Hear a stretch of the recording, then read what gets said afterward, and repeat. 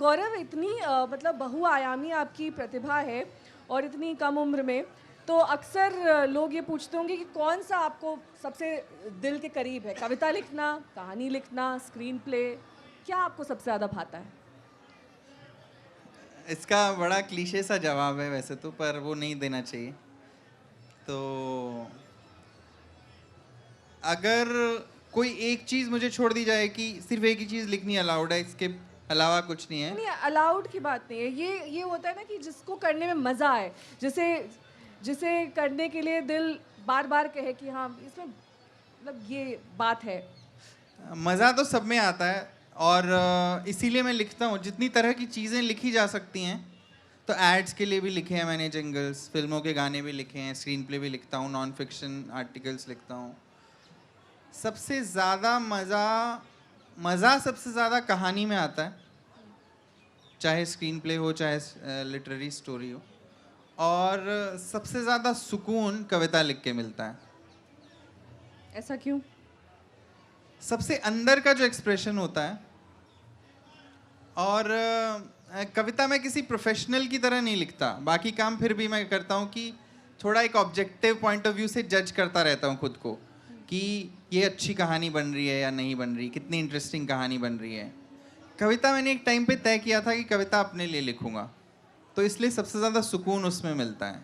तो कविता चाहे दुनिया के एक आदमी को भी अच्छी ना लगे तो भी मैं लिखूंगा वैसा। आपकी एक स्क्रिप्ट निसार 2016, जी, ये जब एक महत्वपूर्ण मकाम तक पहुंची, इसे चुना गया दृश्यम सनडांस लैब के लिए। स्क्रीन राइटर्स लैब के लिए, तो हाँ जी। तब वो जो एहसास था, क्या वो इससे पहले की जो आप अनुभूति बता रहे थे उससे ज़्यादा अच्छा था?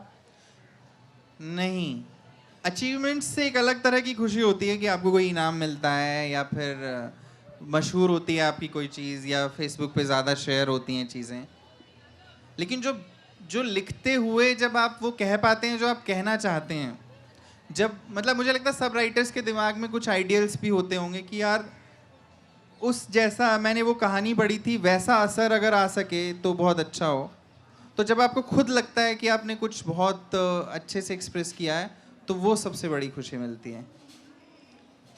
चलिए, अब निखिल का रुख करेंगे, क्योंकि निखिल जो है वो अपने बोल्ड लेखन के लिए जाने जाते हैं, if I am not wrong.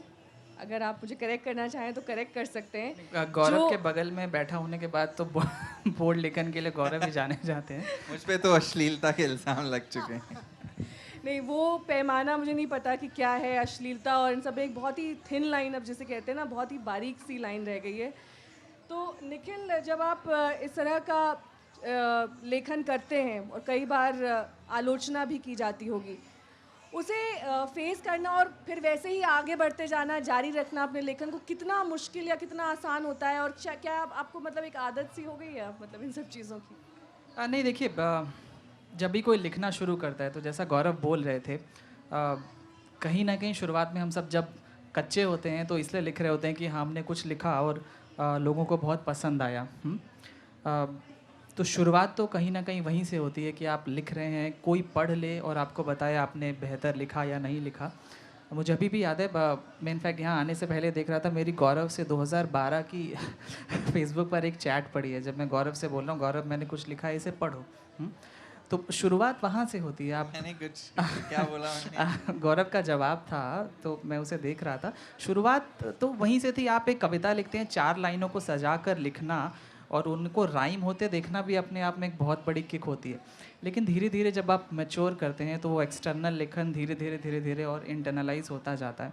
तो फ़िलहाल अभी मैं, गौरव, आज़म, अकबर, हम फ़िलहाल सभी उसी मुकाम पे हैं कि अब आप सिर्फ़ और सिर्फ अपने लिए ही लिख रहे होते हैं। मुकाम मिलना नहीं मिलना तो देर की बात होती है, और समझ भी आ जाता है कि आप सिर्फ एक अच्छी चीज़ लिखिए, मुकाम देर सवेर उसे मिल ही जाता है।